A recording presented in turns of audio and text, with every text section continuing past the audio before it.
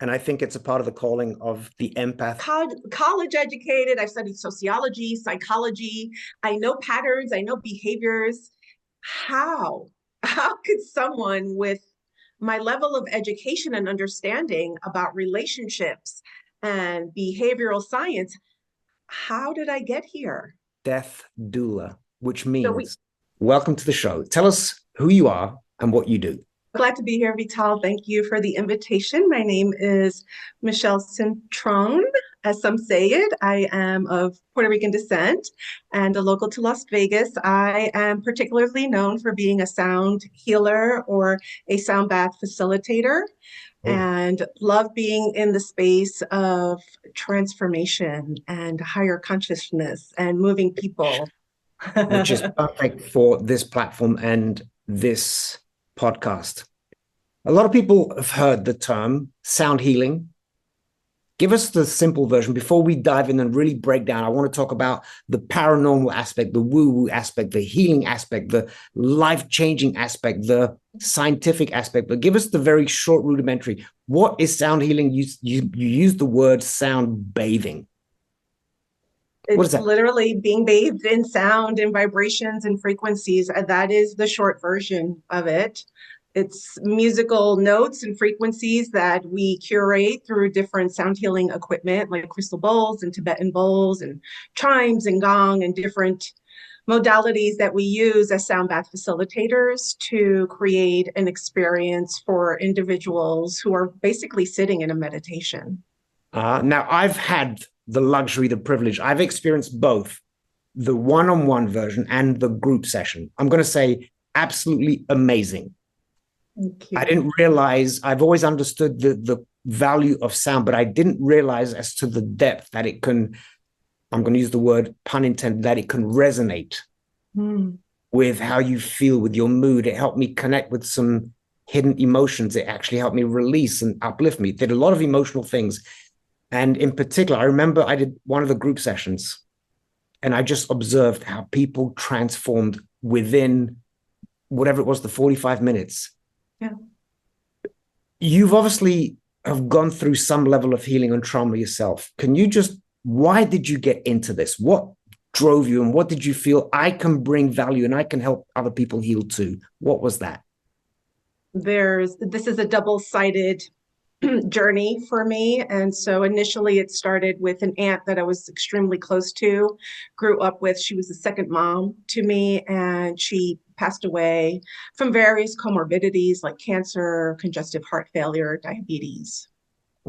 That's heavy. So she was an impetus for looking for different practices and modalities post her passing. And I was in a space of, how could I have helped her? How could I have maybe made a difference, made her journey a little bit more, less tragic? Wow. So you watch somebody suffer. And it was at the time when you were going through that, was there a level of helplessness? 100%. And I say she indoctrinated me into the space of becoming a death doula without getting the certification. It was like, you repeat that word again, a death doula. How do you spell that so I can? DOULA. Death doula, which means? So we have birth doulas, which assist women in the process of birthing. A death doula assists a person in their process of transitioning. Is doula, is that a Latin word? Is it a Puerto Rican, culturally Puerto Rican, specifically Puerto Rican term? No. Probably, I'm thinking it's derived from the Latin. From the Latin. Mm-hmm. Yeah. So you experience when you see somebody that you love dearly go through this? Over the course of 5 years.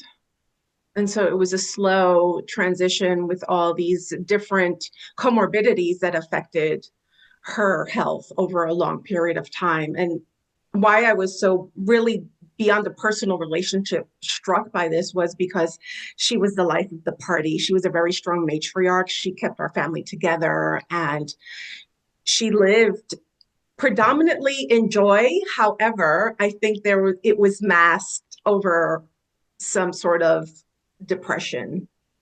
Oh, depression, a modern pandemic. It's very Absolutely. hard to detect depression unless somebody blatantly maybe tells you, or that you can literally, you live with them and you see they can't get out of bed, they don't eat. What were some of the telltale signs that you can say, yeah, I think this person that I love is depressed? The rage, the frustration. She had this, I think of Robin Williams and coming out and always being the life of the party. And yet when I would find her in her alone space, it was this grief, frustration in life. I don't know, maybe not good enough, not achieving all the things I thought I was destined to achieve. And now I'm having all these health difficulties and challenges, and I'm really at face to face with my mortality and no Did she try longer to can hide be, it? Can no longer be. no longer be the life of the party on a physical level, and then an emotional level, and then a spiritual level. And so it's like all these body parts literally start to die even before the physical goes. Now, was she trying to hide it from you, trying to mask it? Because that seems to be the common factor. People who go through depression hide it. They don't want the world to see. Was that apparent for you?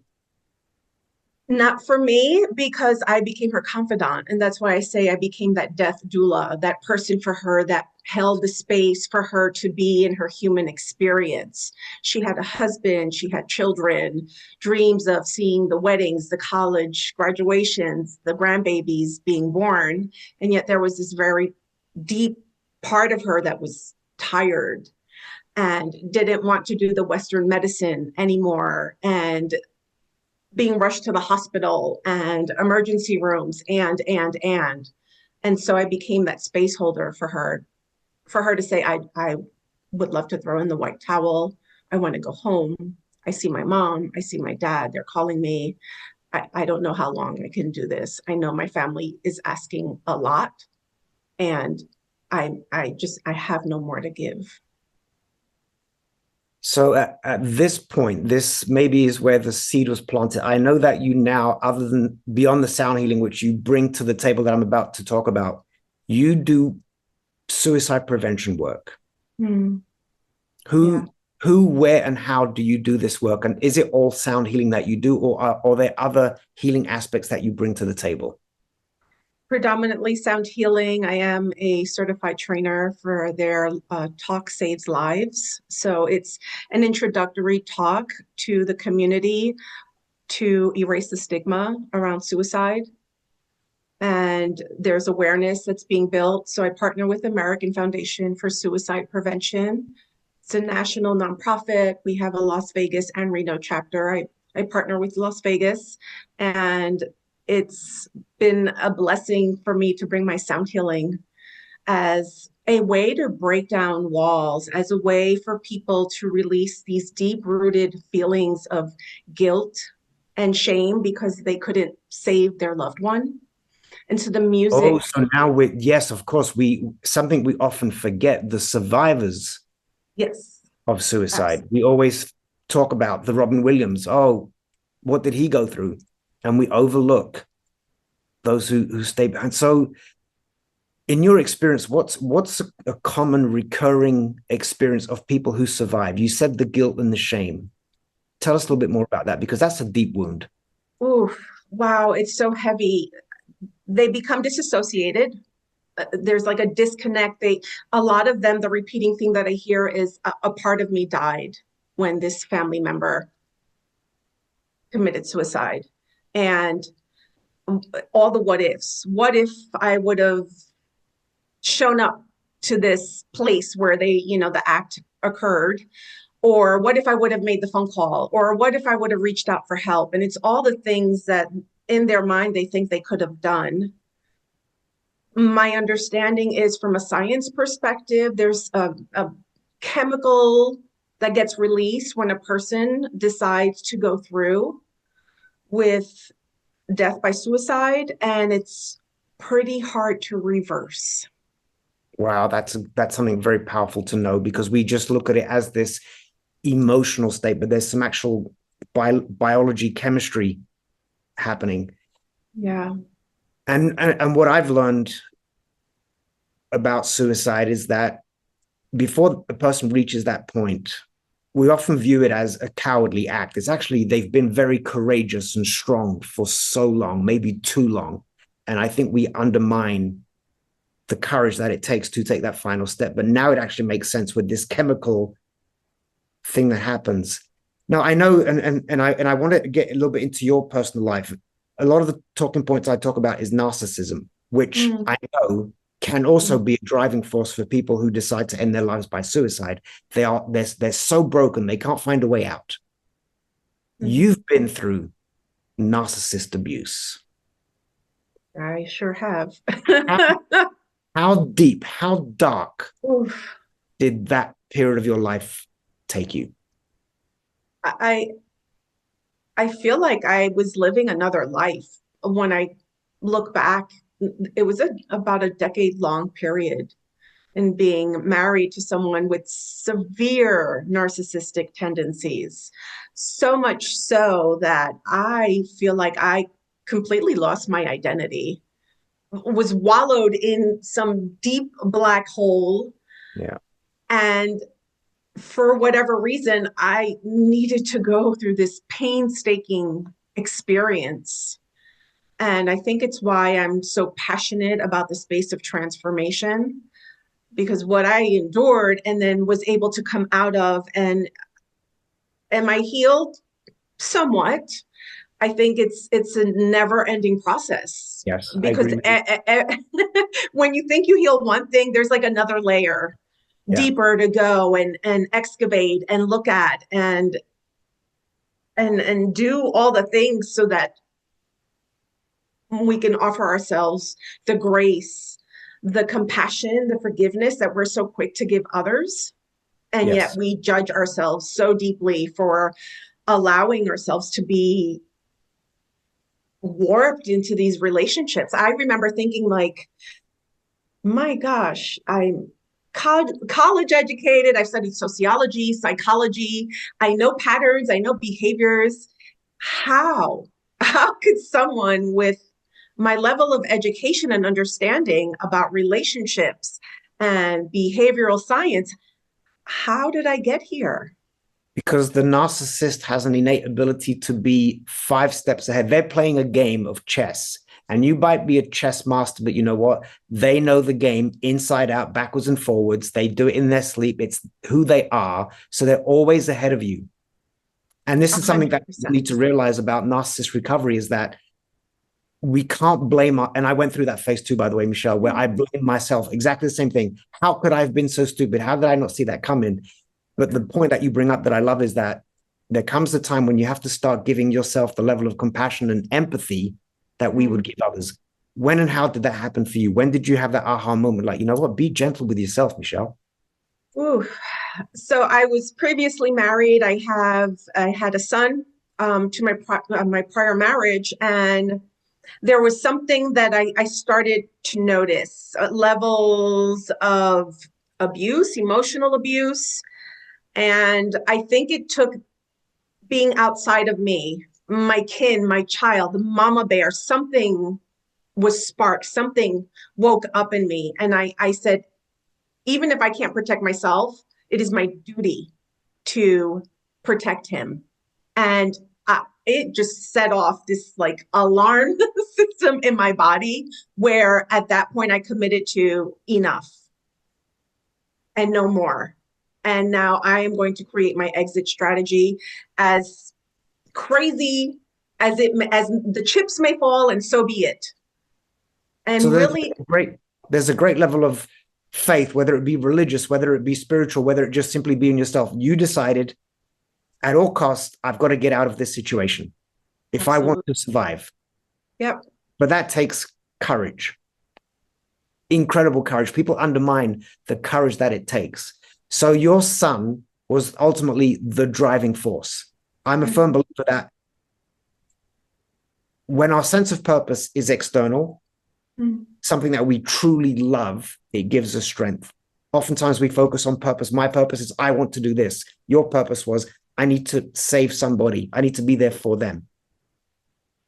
That drove you to leaving your narcissist abuse. So then when does the transition happen to, I've now learned my lesson. I now feel a duty to pay it forward, to share my wisdom, to change lives, to save lives. So I described being in this dark hole for a decade. And I consider myself to be extremely spiritual. I was raised that way. I feel innate abilities, very intuitive, and it was shut down during that period. And I remember my mother was going to be honored with an award in Puerto Rico, and she invited me. And I was like, oh, this is great. I felt a calling to our heritage, our land.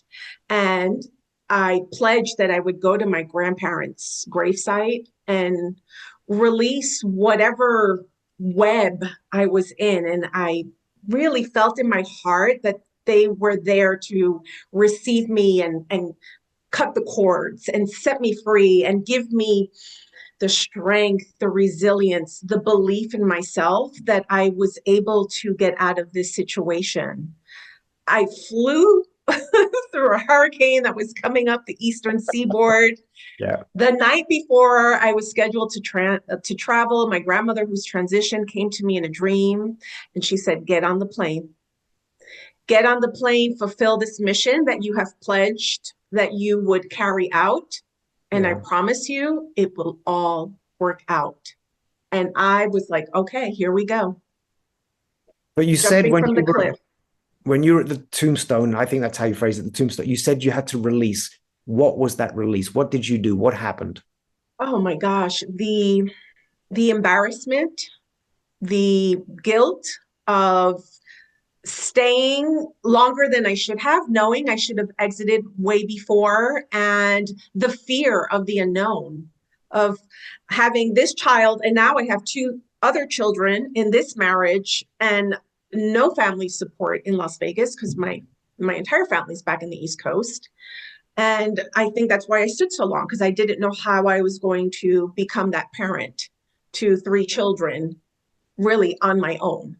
Yeah. And I had to release that fear of, I don't have to know how. I just know I'm going to complete this mission. Intuition. There's a knowing, the heart, follow the heart. So you've gone through this journey. Where's that moment where sound healing becomes a part of the narrative? Did somebody introduce you to it? Was it by design? Was it random coincidence?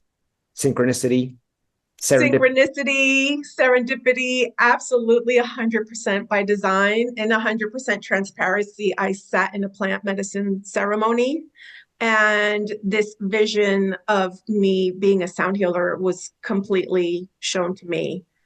And I went on this journey where I became like a musical note. And it felt like chutes and ladders. I was on the chute, and it was this beautiful melody, and I could actually, in this vision, see the energy of music.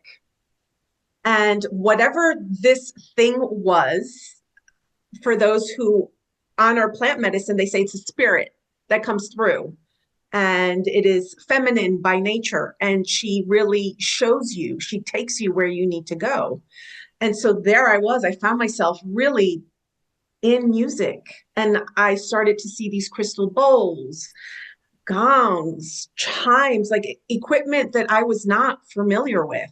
Yeah. And the message was, you are going to share your musicianship in a different way, and it's going to bring healing to people.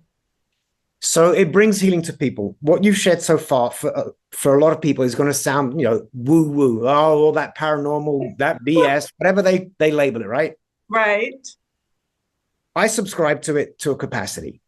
Sure. But with modern science, we're now getting more data that is showing the value, the power of sound, of frequency, of vibration. Absolutely. I've done a little bit of research. I mean, I'm not a sound healer, but sound, music, most people will relate to this. Music is a huge part of our lives. Mm-hmm.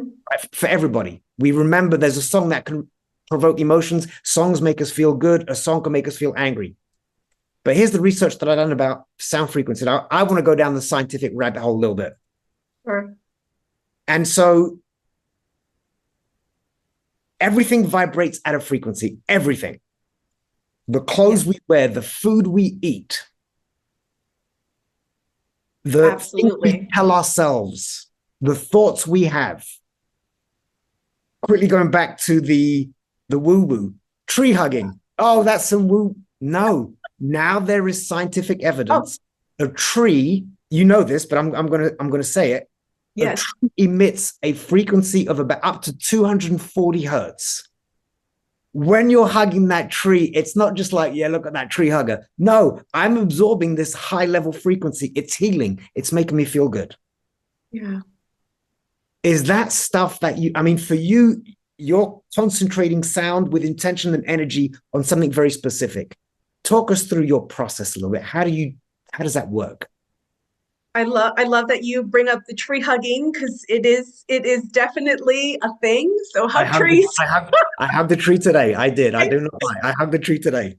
I know. I watch your post. I'm like, there he goes. Yes.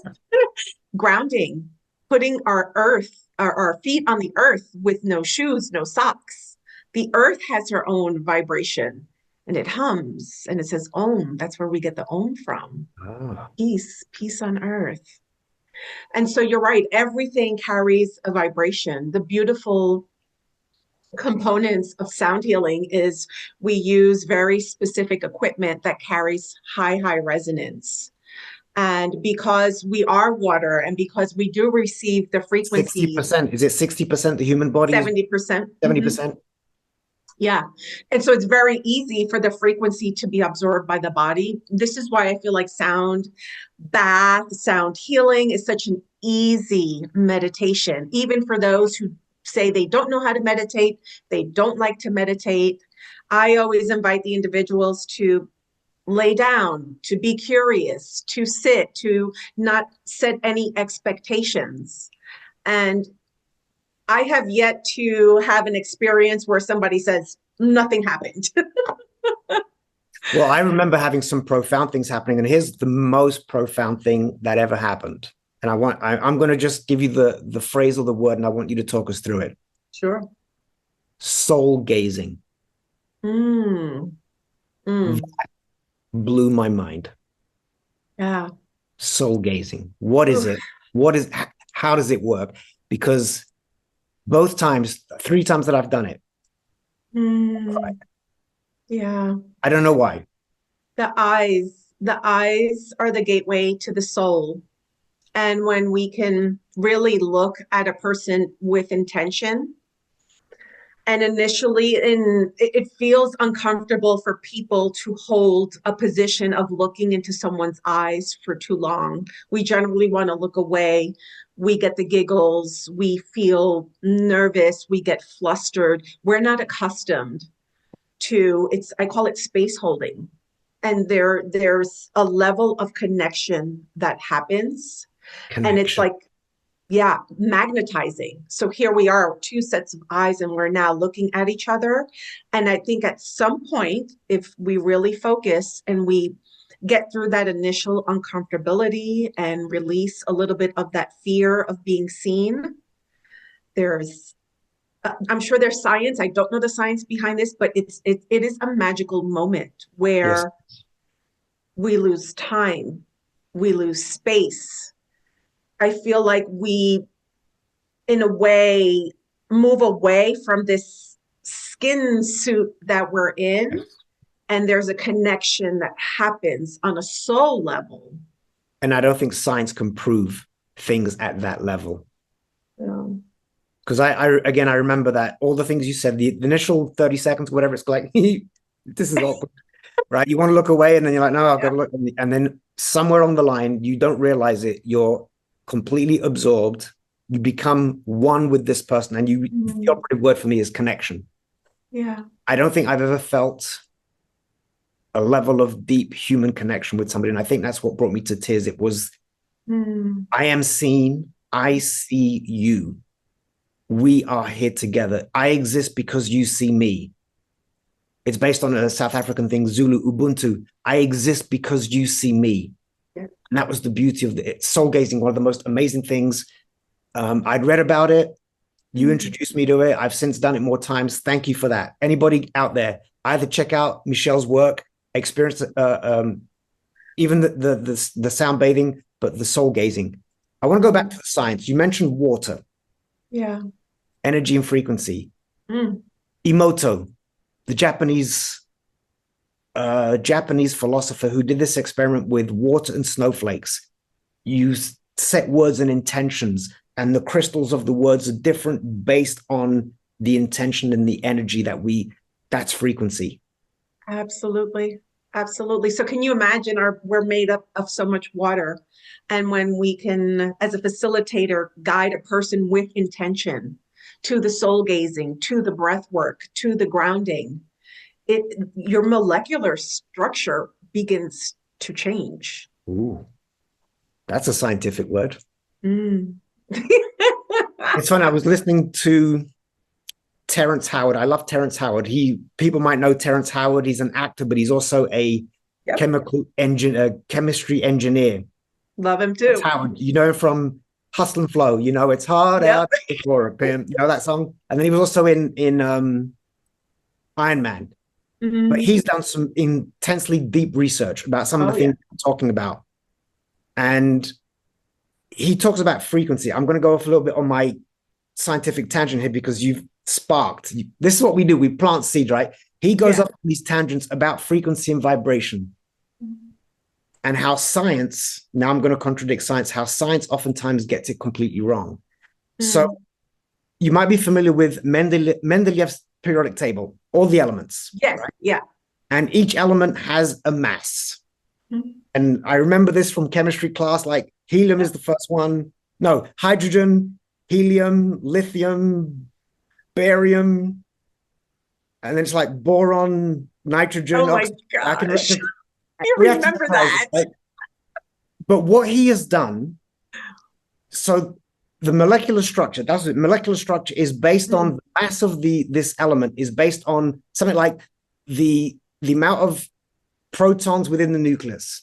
What Terrence Howard has done, based on work by a gentleman called Walter Russell, right? They're now looking at the elements from a frequency level. Forget the molecular, forget the mass, the frequency. Each element vibrates at a unique frequency, emitting a tone. Yeah. It blew my mind. And I want to go one level deeper, going back to what we talked about a bit earlier on.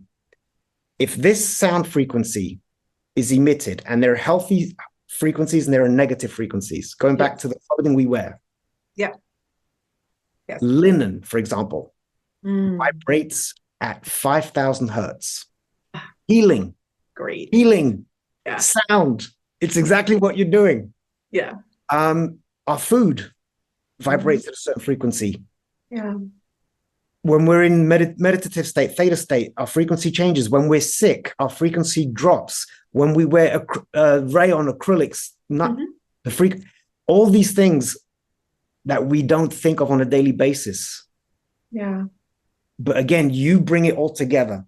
You focus it. So again, take us through that journey. I come to your session. Let's say that I'm feeling depressed. I'm recovering from narcissist abuse. I'm broken, devastated. What value does it bring? Talk us through the transformations you've seen. So we become our emotions as humans. And there are moments where it would behoove us to kind of disconnect ourselves with identifying as our emotions. So there's a level of emotional intelligence, if you will. You are not your emotions, you are not your experience. And so with someone in a deep depression, the invitation has to be soft and slow. They need to feel safe. Safe. Yeah, because I find those people who are really in deep levels of depression, they struggle with trust. And so a gentle guidance, a be curious. If nothing else, I always say, you may feel slightly relaxed. Yeah. And so I lower the bar for them and let them ease into the practice. Yes. Yeah.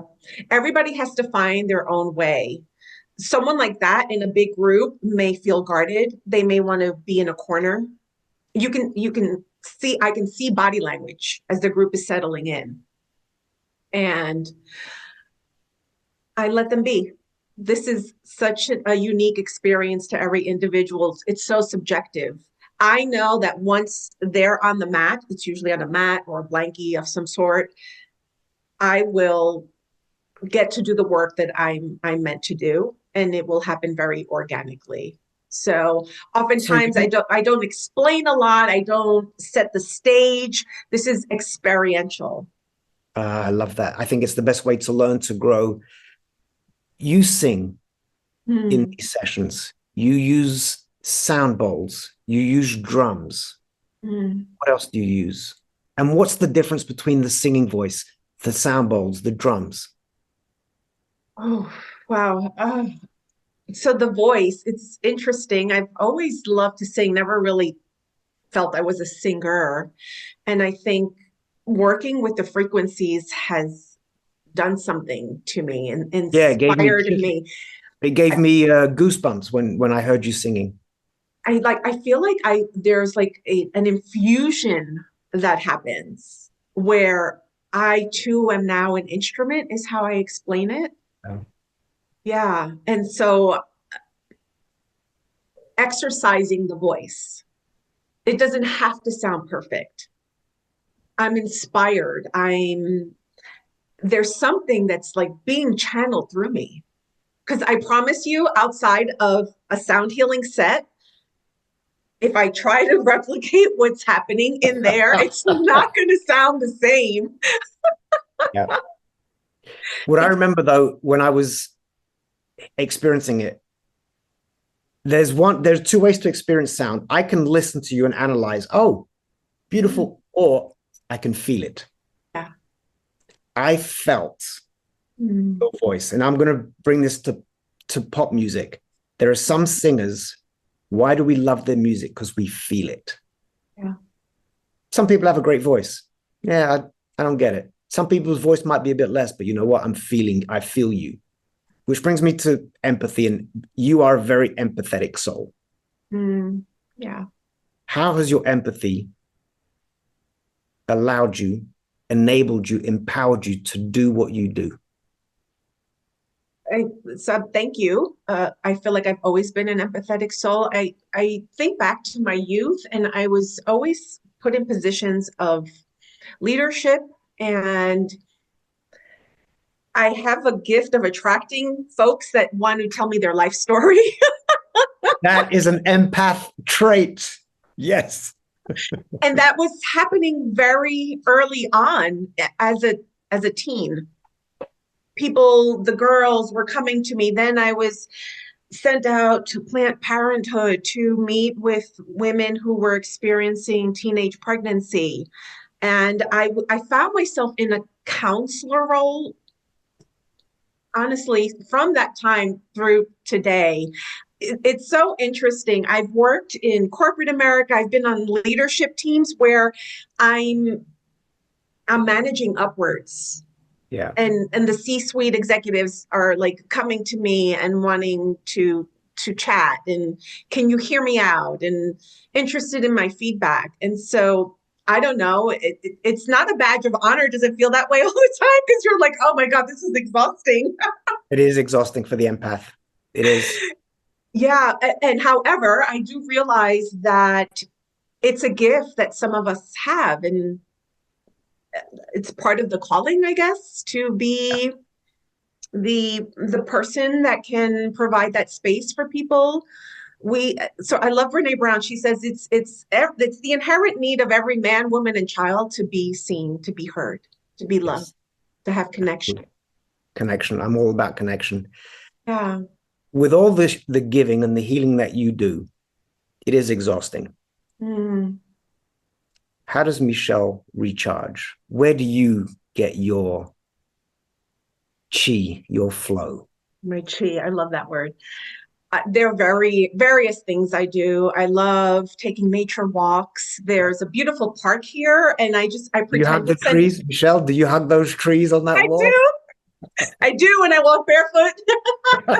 Park, and sometimes they catch me skipping, and Yeah, it's super grounding. I pretend it's Central Park. There's a parts of it that I'm like, oh, okay, this could be a Central Park. I could do this. yeah. I write You're poetry. very intentional. Yeah. We have to be when we're in this space to work with people. It my time, my energy, it's my resource, and I have to honor it. I have to, not I have to, I get to protect it so that I can continue showing up powerfully and being what's needed in society, humanity, where there's a lot of pain, a lot of suffering. People are lost. I agree. And I think it's a part of the calling of the empath, the empathetic soul is to heal. It's a bigger purpose than us. You said it beautifully, how we have to protect our energy. It is a gift that we've been given. It's a responsibility. Yes. We have to be intentional in protecting that. In closing, I had a very profound thought, because you trigger a lot of, you inspire a lot of things, and some people might call them downloads. Mm-hmm. You went from corporate America. Mm. How does an empath navigate, other than you're there to nurture and help and be of value, but it's not an environment for the empath? Oof. One of the recurrent questions I get is, I am exhausted, I'm exhausted, I'm exhausted. Corporate America for an empath is exhausting. What were some preventative measures you were doing back then, maybe subconsciously, that got you through? How many years were you in that environment? And by the way, there's nothing wrong with corporate America. No, not at all. It's just for certain people, it's tougher. It Were is. things back then that were instinctual, or were they already intentional? I think it was instinctual. So 15 years in the music industry back home in New York City. And so how I got through that was dancing. I don't believe you. Show me a step. and being in the music was inspiring. So there was a lot of the other stuff that's not so nice, and I muddled through. However, I found myself in positions where I was valued.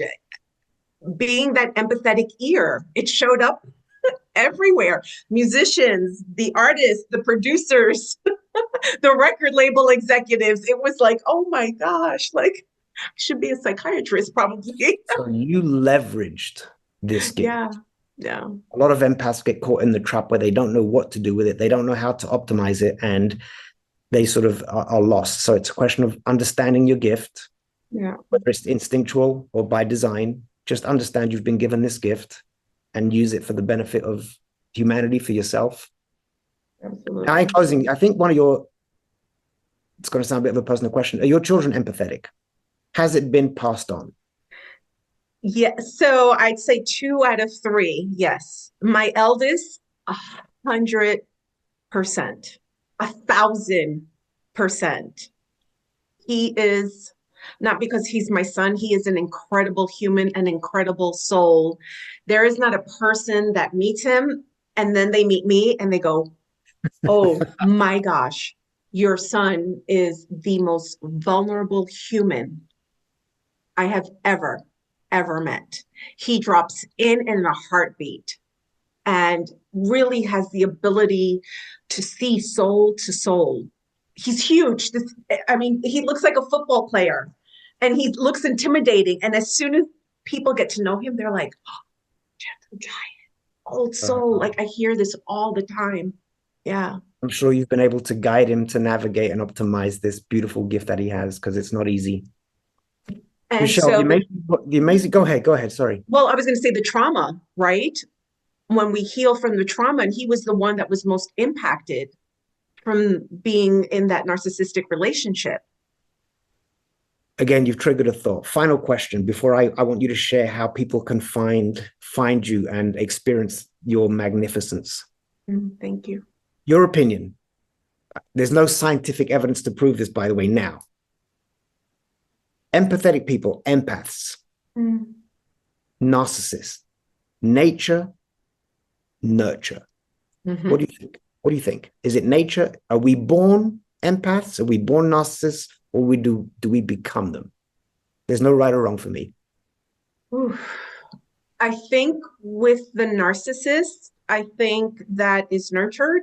A little bit of my research has shown usually there's a parent that creates the narcissist patterns of behavior. Ooh. Yeah, so definitely worth looking into parents who idolize their children and make them to be this incredible human. I think that's part of it. So is idolizing a child, is that a form of reverse abuse in a sense?